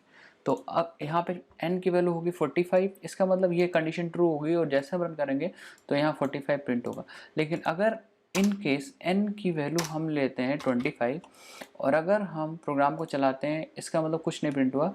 इसका मतलब ये है कि सीधी सी बात है कि ये कंडीशन ट्रू होगी तो ये चलेगा, कंडीशन ट्रू नहीं होगी तो ये नहीं चलेगा। इफ़ ये चीज़ कंट्रोल कर रहा है, दैट मीन्स आपके प्रोग्राम का जो फ्लो था उसको ये कंट्रोल कर सकता है। और ऐसे स्टेटमेंट जो आपके प्रोग्राम के एग्जीक्यूशन के जो फ्लो है उसको कंट्रोल करें, तो यही हमारे कंट्रोल स्टेटमेंट होते हैं। तो सबसे पहले इफ़ की बात करते हैं। इफ़ एक ऐसा स्टेटमेंट है, अगर कंडीशन ट्रू होती है तो एग्जीक्यूट होता है, अगर कंडीशन ट्रू नहीं होती तो एग्जीक्यूट नहीं होता है। अब बात करते हैं एल्स इफ। अगर आपके पास एक से ज़्यादा कंडीशन है तो हम यूज़ करते हैं एल्स इफ। जैसे फॉर एग्जांपल हमारे पास एक वैल्यू है x, और x जो वैल्यू है उसको प्रिंट, हमें ये चेक करना है कि वो पॉजिटिव है कि नेगेटिव है कि ज़ीरो है। तो हम यहाँ लगाएंगे इफ़ और चेक कर लेंगे if x is greater than 0 then print. अगर 0 से बड़ी है तो ये वैल्यू ऑब्वियस ही बात है क्या है, पॉजिटिव वैल्यू। और अगर ये 0 से छोटी है तो हम लगाएंगे L if means else if. अगर ये 0 से छोटी हो गई वैल्यू, दैट मीन्स ये जो वैल्यू होगी वो नेगेटिव वैल्यू होगी, नेगेटिव वैल्यू। एल्स अगर ये ना छोटी है ना बड़ी है तो एल्स मीन्स ये वैल्यू 0 हो गई, तो हमने कहा दिस इज 0 फ्रेंड्स। तो यहाँ पे L if means else if, जब हमारे पास दो कंडीशन थे 1 और 2 तो मैंने एल्स इफ यूज़ किया। तो यहाँ पे देखिए इसका आंसर आएगा पॉजिटिव वैल्यू। यहाँ पे हम यूज़र से इनपुट लेना भी सिखाते थे, यहाँ पे हमने 3 फिक्स कर दिया था। बट अगर आप यहाँ पे इनपुट फंक्शन यूज़ करो और यहाँ पे लिख दो एंटर नंबर, तो जैसे फंक्शन चलेगा एंटर योर नंबर, ये क्या करेगा, एक नंबर, ये एक मैसेज देगा और जो भी नंबर आप वहाँ पे लिखोगे वो मैसेज एक्स में डाल देगा। बट फ्रेंड ये जो हमें देता है ये है एक स्ट्रिंग की वैल्यू, तो हमें यहाँ पे कंपैरिजन करने के लिए इस स्ट्रिंग को कन्वर्ट करना पड़ेगा इंटीजर में। तो हम लोग क्या करेंगे, इस x को यहाँ कर देंगे ऐसे ही n, और हम लोग इसके नीचे इस n को कन्वर्ट करेंगे इंटीजर में। तो हम लिखेंगे int, और int में n पास कर देंगे, और जो int में कन्वर्जन होके आएगा x में आ जाएगी। एक बार मैं और समझाता हूँ। n में जो वैल्यू आएगी वो एज ए स्ट्रिंग आएगी, और इस int फंक्शन को मैंने दे दिया है अपना नंबर, तो ये क्या करेगा, इस स्ट्रिंग को कन्वर्ट कर देगा इंटीजर में, और ये वैल्यू x में असाइन हो जाएगी। तो फ्रेंड जैसे हम प्रोग्राम चलाएंगे तो यहाँ पे देखिए एंटर नंबर आ रहा है, और हम अपना नंबर देंगे 78 और एंटर करेंगे तो इट इज़ पॉजिटिव नंबर। फिर से हम अपना प्रोग्राम चलाएंगे और यहाँ नंबर दे देंगे -96, एंटर करेंगे तो नेगेटिव नंबर आ जाएगा। तो यहाँ पे हम लोगों ने इनपुट लेना सीख लिया।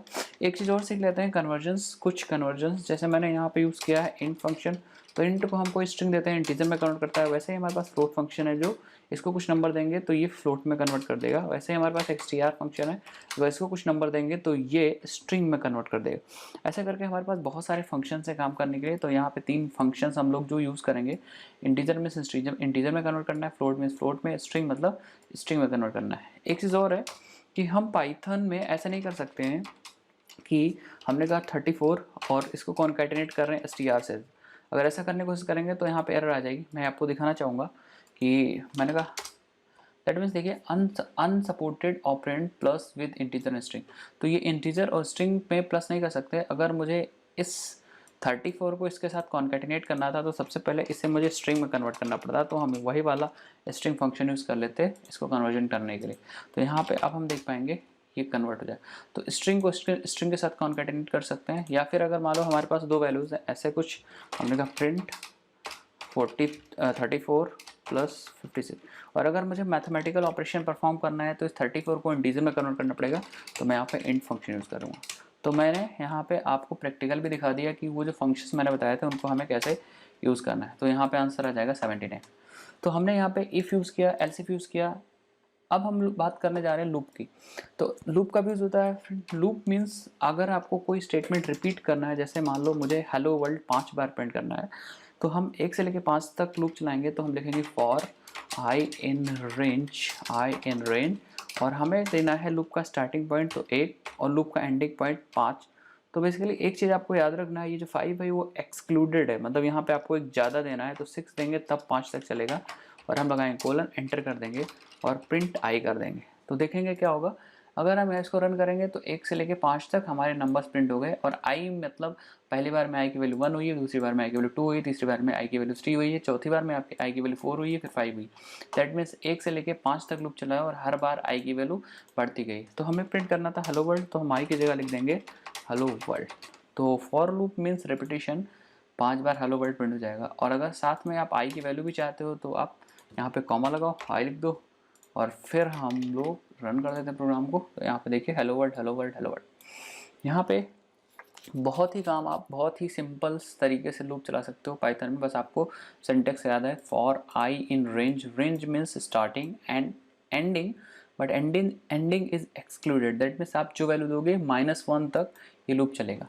इस लूप को रिवर्स कैसे चलाते हैं ये चीज़ भी देख लेते हैं। तो हम लगाएंगे फॉर, लेट अस सपोज हमें 10 से लेके प्रिंट करना है 1 तक, तो हम लिखेंगे फॉर जे इन रेंज, और सारा कमाल रेंज का ये सीक्वेंस रिटर्न करता है। तो हमें चलना है 10, तो हम लिखेंगे 10, और 1 तक चलना है तो हम कॉमा लगा के 1 तक चलना है, तो 1 के बाद आएगा 0। अगर आप रिवर्स ऑर्डर में जाओगे 2 1 फिर 0, तो 0 इज एक्सक्लूडेड, मतलब 1 तक लूप चलेगा। और आपको यहाँ पे देना होता है डायरेक्शन, तो मैं यहाँ पे -1 दे देता हूँ। बेसिकली ये स्टेप है, माइनस मतलब उल्टा मुझे चलना है, और प्रिंट में कर दूंगा जे को। तो ये 10 से लेकर 0 तक माइनस नेगेटिव डायरेक्शन में चलेगा।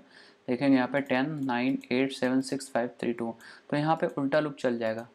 अब हम एक क्वेश्चन यहाँ पे सॉल्व करते हैं। जैसे फ्रेंड मान लीजिए मेरे पास एक लिस्ट है, लिस्ट ऑफ 10 नंबर्स, उसको सम करना है। तो सबसे पहले हम लिस्ट बना लेंगे, लिस्ट ऑफ 10 नंबर्स, या 1 2 3 4 5 6 7 8 9 10। एक बार मैं चेक करता हूँ कि इस लिस्ट की लेंथ कितनी है। तो हम लिखेंगे लेंथ ऑफ लिस्ट, और हम प्रोग्राम को चलाएंगे तो हमें लेंथ ऑफ लिस्ट 10 मिलेगी। तो थोड़ी देर के लिए मैं ऊपर वाले जो रिवर्स लूप था उसको मैं कमेंट कर देता हूँ, और हम फिर लूप को चलाते हैं तो हमें 10 मिलेगी। अगर मुझे सम करना है तो मैं क्या करूँगा, एक वेरिएबल ले लूँगा s = 0, और मैं एक करके लिस्ट से वैल्यू निकालूंगा। तो मैं कहूँगा फॉर x इन लिस्ट, बस x में एक करके वैल्यूज आ जाएगी और हम लिखेंगे s is equal to S plus X. और हम जैसे ही लूप ख़त्म होगा तो हम पीछे आके प्रिंट करेंगे s को, और हम प्रोग्राम चलाएंगे तो यहाँ पे देखेंगे ये जो है वो सम है। अगर आपको प्रिंट करना है तो आप यहाँ पे स्ट्रिंग इसके साथ कॉन्केटिनेट कर सकते हो, अब आ जाएगा। तो हम ऐसे लूप चला के ट्रैवर्स कर सकते हैं किसी लिस्ट को, टपल को, डिक्शनरीज को। आप टपल को एग्जैक्टली ऐसे ट्रैवर्स कर सकते हो for x in list. List मतलब एक एक्स में एक एक करके सारे वैल्यूज़ आ जाएंगे और वो सम होता जाएगा और यहाँ पे प्रिंट होता जाएगा। तो लिस्ट को ट्रैवर्स करना बहुत ईजी है फॉर लूप, इवन बहुत ही ज़्यादा ईजी है फॉर लूप पाइथन में। नेक्स्ट जो लूप होता है, दूसरे तरीके का लूप पाइथन सपोर्ट करता है, वो है वाइल लूप। तो इस बार हम बात करेंगे वाइल लूप की। तो वाइल लूप एग्जैक्टली जैसे ट्रेडिशनल प्रोग्रामिंग लैंग्वेज सी वगैरह में होता है वैसे ही होता है। जैसे फॉर एग्जांपल हमें 1 से लेकर 10 तक नंबर्स तो प्रिंट करने हैं, बट वाइल लूप से प्रिंट करने हैं। तो सबसे पहले हम एक वेरिएबल मान लेंगे i इक्वल टू 0। ये ट्रैक करेगा हमारे लूप को और हमें एग्जैक्टली वैसे देना है वाइल, और यहाँ पे कंडीशन लगाना है। तो हम कहेंगे वाई जब i जब तक लेस देन इक्वल टू 10 है तब तक लूप चलेगा और ये प्रिंट करेगा i को। और फिर हम i को इंक्रीज़ कर देंगे। तो i को इंक्रीज़ करने का बेस्ट तरीका है i equal to I plus 1। i एक एक करके बढ़ जाएगा और यहाँ पे हम देख पाएंगे कि 0 से लूप चला है क्योंकि i की वैल्यू 0 से स्टार्ट हुई है 0, और जब तक 10 या 10 से छोटा था तब तक लूप हमारा एग्जीक्यूट हुआ। फ्रेंड इस चीज़ को हम एक और तरीके से लिख सकते हैं i प्लस इक्वल टू आई। अगर हम ऐसे लिख देंगे तो इसका मतलब ऊपर वाला है, बस ये शॉर्ट हैंड ऑपरेटर है।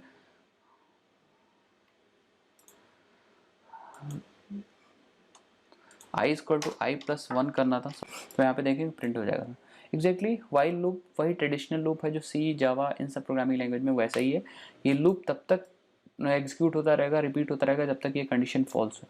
एक मैं एग्जांपल भी करके दिखाता हूँ। लेट सपोज हमें काउंट करना है नंबर की डिजिट्स को। तो मैं क्या करूँगा, एक नंबर ले लूँगा और जो नंबर आएगा उसको इंटीजर में कन्वर्ट करूँगा और इनपुट फंक्शन की हेल्प से मैं क्या करूँगा, यहाँ पे यूज़र से नंबर ले लूँगा, एंटर नंबर। तो फ्रेंड्स एक बार मैं इसको समझा देता हूँ। ये इनपुट फंक्शन क्या करेगा, आपकी हेल्प करेगा कीबोर्ड के थ्रू इनपुट लेने के लिए, और जो भी इनपुट आएगा स्ट्रिंग के फॉर्म में आएगा उसको एक ये इंटीजर क्या करेगा, इंटीजर में कन्वर्ट कर देगा, उसके बाद एन में रख देगा। उसके बाद हम लोग क्या करेंगे, हमें प्रिंट करना है या काउंट करना है सारे डिजिट। तो हम एक सी की वैल्यू 0 लेंगे और वाइल का लूप चलाएंगे, और लूप में चलाएंगे जब तक n की वैल्यू 0 से बड़ी रहती है तब तक हम लोग चलाएंगे।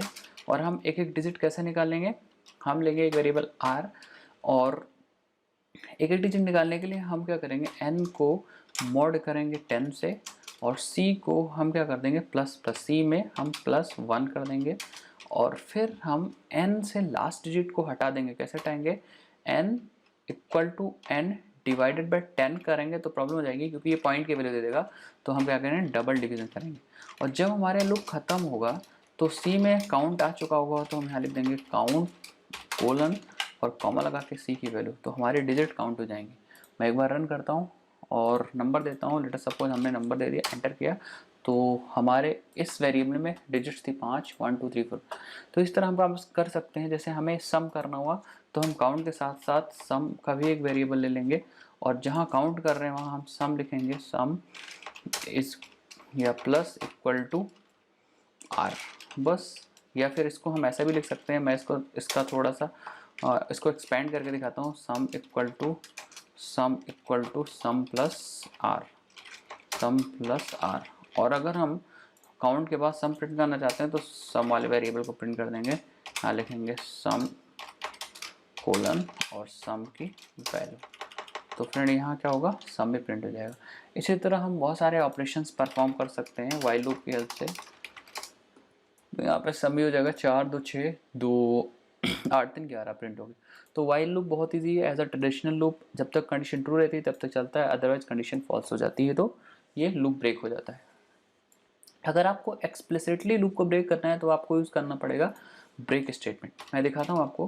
लेट अस सपोज आप 1 से लेके 100 तक के नंबर्स प्रिंट कर रहे हो, तो हाँ आप एक i की वैल्यू ले लो 0, और वाइल जब तक i की value less than equal to 100 होती है, और हम प्रिंट करेंगे i को और i इक्वल टू +1 कर देंगे। लेकिन फ्रेंड आप चाहते हो कि जैसे 50 हो प्रिंट करने के बाद ब्रेक हो जाए, तो हम लिखेंगे इफ़ i की वैल्यू जैसे ही 50 होगी, i की वैल्यू जैसे ही 50 होगी तो लूप हमारा ब्रेक हो जाएगा। नॉट ब्रेक पॉइंट, लूप हमारा ब्रेक हो जाएगा। तो अब क्या होगा, ये 0 से लेके 49 तक तो ठीक चलेगा, लेकिन जैसे ही आई की वैल्यू 50 होगी, आई 50 प्रिंट होगी, बट ये कंडीशन ट्रू हो जाएगी और ब्रेक जैसे ही फायर होगा आपका लूप ब्रेक हो जाएगा। दैट मीन्स यहाँ पे जो लाइन आपने लिखी होगी वो चल जाएगी, लूप एंडेड। तो ब्रेक स्टेटमेंट फोर्सफुली लूप को ब्रेक करने के लिए यूज होता है। यहाँ पे देखिए 0 से लेके 50 तक सारे स्टेटमेंट चले हैं, लेकिन जैसे 50 हुआ लूप एंडेड, दैट मीन्स हमारा लूप ब्रेक हो गया। इसी तरह कंटिन्यूस स्टेटमेंट है। कंटिन्यूस स्टेटमेंट क्या करता है कि आपके जैसे ही वो कंटिन्यूस स्टेटमेंट फायर होता है, लूप के नीचे की सारी लाइनें स्किप हो जाती है। मैं आपको दिखा देता हूँ। लेट अस सपोज हमारे पास एक लूप है जो 1 से 10 तक प्रिंट कर रहा है, 3 लाइन्स बार बार। हमने कहा फॉर आई इन रेंज 1 से लेके 10 है, दैट मीन्स 11 लिखना पड़ेगा मुझे। और यहाँ पे हम प्रिंट कर रहे हैं, 3 लाइनें प्रिंट कर रहे हैं बार बार।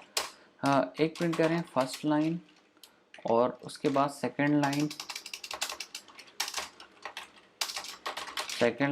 And last one is third line. और एक डिवाइडर हम लगा रहे हैं हर लाइन के बाद, जिससे कि हमें पता चल जाए कि सारी लाइनें अलग अलग प्रिंट हुई हैं। इसको मैं एक बार रन करके दिखा देता हूँ आपको। तो यहाँ पे देखिए 10 बार ये प्रिंट करेगा, first second third, first second third, first second third. But हम चाहते हैं कि जब सेकंड बार हो तो सिर्फ फर्स्ट प्रिंट करे। तो मैं क्या करूँगा, यहाँ पे चेक कर लूँगा, इफ़ आई की वैल्यू अगर 2 है तो मैं कंटिन्यू कर देगा। इसका मतलब जब आई की वैल्यू 2 होगी तो ये लूप यहीं से ऊपर चला जाएगा नेक्स्ट इटरेशन से, ना कि ये सब चलेगा। तो जैसे 2 होगी ये प्रिंट होगा, उसके बाद आई नेक्स्ट इटरेशन पे चला जाएगा, नीचे की चीज़ें स्किप कर देगा। देखिए सेकंड के लिए मैं आपको दिखाता हूँ। फर्स्ट के लिए ये देखिए सेकंड फर्स्ट प्रिंट हुआ, उसके बाद नीचे की लाइनें बंद हो गई हैं। अगर आप ध्यान से देखना चाहते हो तो मैं इसके साथ आई को कॉन्कैटिनेट, मतलब आई को इसके साथ प्रिंट कर देता हूँ, जिससे आपको पता चल जाए कि जो फर्स्ट है वो कौन सा वाला है। तो यहाँ पे देखिए फर्स्ट, ये फर्स्ट वाला है, ये जो फर्स्ट है सेकंड वाला। उसके बाद इसके नीचे सेकंड थर्ड प्रिंट ही नहीं हुआ, क्योंकि यहीं से लूप क्या हो गया था, थर्ड आई के नेक्स्ट इटरेशन के साथ कंटिन्यू हो गया था। तो यहाँ पे हमने देखा कि ब्रेक स्टेटमेंट क्या होता है और कंटिन्यू स्टेटमेंट क्या होता है, फॉर क्या होता है, इफ़ क्या होता है, एल्स क्या होता है, वाइल क्या होता है। ये सारी चीज़ें क्लियर हो गई और इवन कुछ क्वेश्चन भी हम लोगों ने कर लिया। नेक्स्ट बात आती है फंक्शंस क्या होते हैं पाइथन में और फंक्शन को कैसे क्रिएट करते हैं। तो चलिए देखते हैं फंक्शन क्या होते हैं फ्रेंड। तो फंक्शन बेसिकली ऐसे स्टेटमेंट हैं जिनको हम कुछ काम दे देंगे, बट फंक्शन को बिना कॉल किए वो एग्जीक्यूट नहीं होंगे। जैसे हम फंक्शन को बना के दिखाते हैं, हमें उस फंक्शन बनाना होगा तो हम यूज़ करेंगे डेफ कीवर्ड, और फंक्शन मान लो हम फंक्शन का नाम है fun1, और हम कोलन लगाएंगे और लिख देंगे प्रिंट और प्रिंट लिख देंगे this is my first function. तो यहाँ पे मैं एक चीज़ देखना चाहूँगा, आपको एक चीज़ बताना चाहूँगा कि सबसे पहले चीज़ डेफ कीवर्ड यूज़ होगा फंक्शन को बनाने के लिए। तो सबसे पहले आपको लिखना है डेफ, उसके बाद लिखना है फंक्शन का नाम, और ये होते हैं आर्गुमेंट। इस केस में मैंने कुछ नहीं दिया। अगर मैं प्रोग्राम को चलाऊँ तो कुछ प्रिंट नहीं होगा, क्योंकि फंक्शन को हमेशा आप कॉल करते हो तभी रन होता है। अगर हम इस फंक्शन के बाहर आएँ और इस फंक्शन के अंदर फंक्शन के नेम से मैं कॉल कर लूँ इसको, और अगर रन करूँ तो देखिएगा जो फंक्शन के अंदर लिखा होगा चल जाएगा। अगर यहाँ मैं एक लाइन और ऐड कर देता हूँ, this is second line of the function, तो अगर रन करेंगे तो सेकेंड लाइन चल जाएगा। दैट मीन्स फंक्शन, जो फंक्शन है वो एग्जैक्ट वेरिएबल की तरह है, बट वेरिएबल वैल्यू को याद रखता है, और ये फंक्शन अपने स्टेटमेंट्स को याद कर रखा है। जैसे ही हम वेरिएबल को यूज़ करते हैं वो वैल्यू यूज़ हो जाती है, जैसे ही फंक्शन को कॉल करेंगे वो फंक्शन कॉल हो जाएगा। अगर हम कोई फंक्शन बनाना चाहते हैं जिसको आर्गुमेंट भी देना चाह रहे हैं, तो हम फिर से लिख सकते हैं डेफ, और डेफ में लिखते हैं से हेलो, ये फंक्शन का नाम है। और हम क्या करेंगे, यहाँ पे एक नेम देंगे, इस फंक्शन को कॉल जब करेंगे तो नेम देंगे, और प्रिंट ये करेगा, सबसे पहले लिखेगा हेलो, और यहाँ पे फिर वो जो नाम दोगे वो प्रिंट कर देगा। तो ये अपने आप एग्जीक्यूट नहीं होगा। अगर आप इसको रन करोगे तो पहले वाला आउटपुट आएगा। इस फंक्शन को एग्जीक्यूट करने के लिए आपको कॉल करना पड़ेगा और एक नाम देना होगा, जैसे हमने कहा टैक्स ऑफ इंडिया। और अगर हम इस फंक्शन को रन करते हैं तो इस प्रोग्राम को रन करते हैं तो देखिए सबसे पहले पहला फंक्शन चला है, यहाँ से मैंने कॉल किया, फिर दूसरा फंक्शन चला है क्योंकि मैंने यहाँ पे इसको कॉल किया है। अगर हम इसी फंक्शन को दूसरे नाम के साथ कॉल करना चाहते हैं तो हम से हेलो यहाँ पे लिख सकते हैं ओनली जावा टेक। तो हम देख पाएंगे कि यहाँ पे ये जो ये जो दूसरा फंक्शन है ओनली जावा टैग के साथ कॉल हुआ, तो जैसे ही कॉल हुआ ऊपर नेम में गया ओनली जावा टैग, उसने प्रिंट किया हेलो ओनली जावा टैग। और पहले के लिए नेम में गया था टेक्स्ट ऑफ इंडिया, तो इसने प्रिंट किया था हेलो टेक्स्ट ऑफ इंडिया। इसी तरह हम फंक्शंस को बना सकते हैं, क्योंकि आपने से हेलो बनाते समय यहाँ नेम की रिक्वायरमेंट की है। तो अगर आप से हेलो ब्लैंक से कॉल कर लोगे तो यहाँ पे आ जाएगी एरर। ये देखिए यहाँ पे आ गई एरर मिसिंग वन, मतलब एक आर्गुमेंट यहाँ चाहिए लेकिन आपने दिया नहीं। बट अगर आप चाहते हो कि मेरे अगर कोई वैल्यू ना पास करे तो यहाँ मैं कुछ डिफ़ॉल्ट वैल्यू दे दूँ, तो मैं यहाँ पे डिफ़ॉल्ट वैल्यू दे सकता हूँ नो नेम।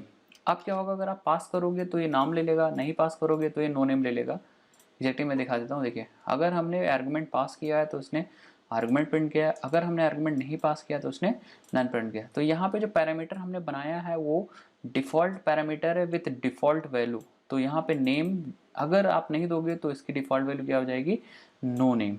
अगर हम देंगे तो वो वैल्यू ऊपर चली जाएगी। तो इस तरह से फंक्शंस बनाते हैं, इस तरह से फंक्शन कॉल करते हैं। एक चीज़ मैं और बता दूं, इसमें क्या है कि फंक्शन का ऑर्डर भी मैटर नहीं करता है। लेट अस सपोज हम एक फंक्शन बनाते हैं 2 नंबर का सम, तो हम एक फंक्शन बना लेंगे डेफ डू सम में ए ले लेंगे और बी ले लेंगे, ए ले लेंगे बी ले लेंगे, और हम क्या करेंगे, ये फंक्शन क्या करेगा, रिटर्न कर देगा a प्लस बी। तो ये फंक्शन रिटर्न कर रहा है, प्रिंट नहीं कर रहा है। तो जब हम इसको कॉल करेंगे डू सम और इसको 2 नंबर देंगे 3 2, तो ये कुछ रिटर्न नहीं, ये कुछ प्रिंट नहीं करेगा। ये क्या कर रहा है, सम करके वैल्यू को रिटर्न कर दे रहा है। तो हम इसको रिसीव करेंगे, तो जो सम करके आंसर देगा वो आंसर में आ जाएगा, और फिर आंसर को हम लोग क्या करेंगे, प्रिंट करेंगे। अब हमारा सम आएगा, देखेंगे हमारा सम आएगा 5। तो यहाँ पे जो 2 है वो ए में जा रहा है, 3 है बी में आ रहा है। ऑर्डर मैटर करता है, अगर आप पहले दे दोगे 2 तो ए में चला जाएगा, अगर पहले 3 दे देते तो बी में चला। बट अगर आप ऑर्डर बदलना चाहते हो तो बदल सकते हो, वेरिएबल का नाम लिख सकते हो। जैसे आपको बी में देना था 3, तो आप पहले लिखो बट बी इक्वल टू 3 और ये इक्वल टू 24। तो अब यहाँ पे ऑर्डर मैंने चेंज कर दिया तो कोई फर्क नहीं पड़ेगा, क्योंकि ऑर्डर वैल्यू के साथ हमने वेरिएबल ही बना दिया।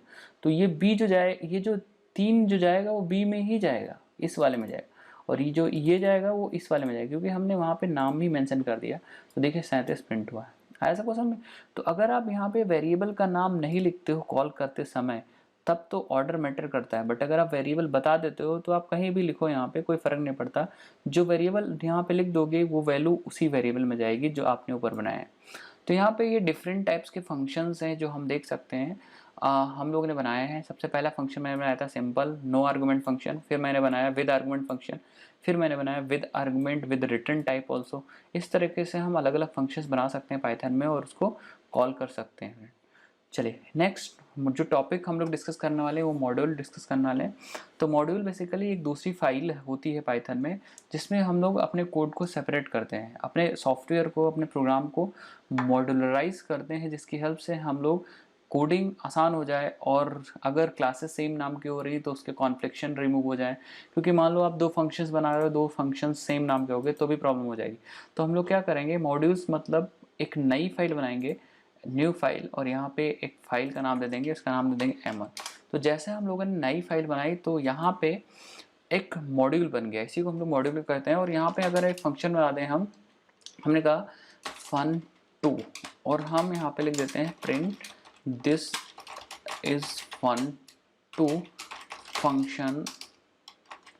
Function of module m1। ठीक है फ्रेंड, तो हम लोग इसको कॉल कर सकते हैं। यहाँ पे हम लोग क्या कर सकते हैं, इफ fun3 को कॉल करके हम लोग चेक कर सकते हैं कि भाई ये सही चल रहा है कि नहीं चल रहा है। तो राइट क्लिक करके रन करेंगे तो देखिए दिस इज चल रहा है, सही चल रहा है। बट अगर आप इस वाले मॉड्यूल का जो ये fun3 है वो इस वाले फाइल में कॉल करना चाह रहे थे इसके नीचे, तो इसको कॉल करने के लिए सबसे पहले आपको मॉड्यूल को इंपोर्ट करना पड़ेगा। तो कुछ इस तरह इंपोर्ट करोगे, आप लिखोगे इंपोर्ट और मॉड्यूल का नाम m1 है तो आप m1 को इंपोर्ट कर लो। उसके बाद अगर आपको मॉड्यूल का वो वाला जो फंक्शन था उसे कॉल करना था तो आपको लिखना था मॉड्यूल का नाम डॉट फंक्शन का नाम। तो आप जैसे प्रोग्राम चलाओगे तो देखेंगे यहाँ पे कॉलिंग हो जाएगी। तो राइट क्लिक करूँगा, रन पे क्लिक करूँगा, देखिएगा this is fun2 of m1। इसको आप दूसरे तरीके से, अगर आप m1 डॉट fun3 नहीं लिखना चाहते हैं तो आप ऐसे भी लिख सकते थे इसको। आप क्या कर सकते थे, फ्रॉम m1 import all, आप उस मॉड्यूल की सारी चीज़ें इंपोर्ट कर लीजिए, तो आपको M1 लिखने की ज़रूरत नहीं। अब उस मॉड्यूल के अंदर जितनी भी चीज़ें थी वो आप डायरेक्ट यूज़ कर सकते हो। अगर रन करेंगे देखिए कॉल हो जाएगा। इसी तरह अगर आपको सिंगल चीज़ चाहिए तो आप सिर्फ क्या लिख सकते थे यहाँ पे M या fun3, तो अब भी आप डायरेक्ट यूज़ कर सकते थे। इसका मतलब हमारे पास कई सारे तरीके हैं मॉड्यूल के फंक्शनैलिटीज़ को यहाँ पे इंपोर्ट करने के लिए। आप डायरेक्ट इंपोर्ट M1 लिख सकते हो, फ्रॉम M1 इंपोर्ट फंक्शन का नाम लिख सकते हो। अगर एक चीज़ चाहिए, अगर सारी चीज़ें चाहिए तो ऑल मीन्स एस्ट्रिक भी लिख सकते हो। उसके बाद फ्रेंड्स मैं एक एग्जांपल दूंगा, जैसे एक मैथ मॉड्यूल है, उसमें बहुत सारे मैथमेटिकल प्रॉपर्टीज़ हैं। जैसे उसको मैं इंपोर्ट करके दिखाता हूँ। मैं लिखूँगा इंपोर्ट मैथ, मैं लिखूँगा इंपोर्ट मैथ मॉड्यूल।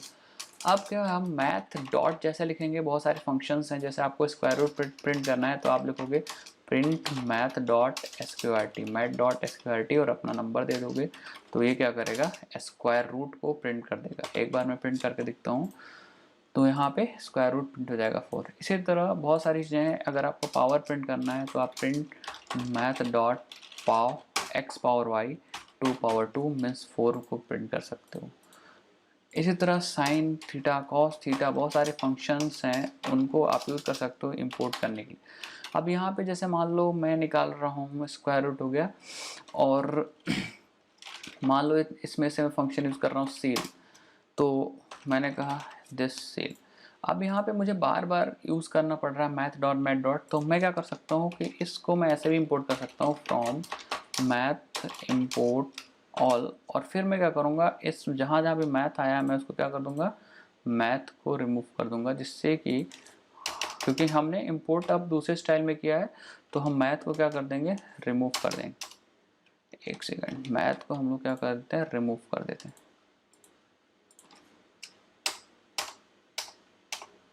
ठीक है, और यहाँ पे 2 ब्रैकेट में लगा देता हूँ, जिससे कि हमारा कोड एग्जीक्यूट हो जाए और पॉइंट जो लग गया उसको भी हम लोग क्या करते हैं रिमूव कर।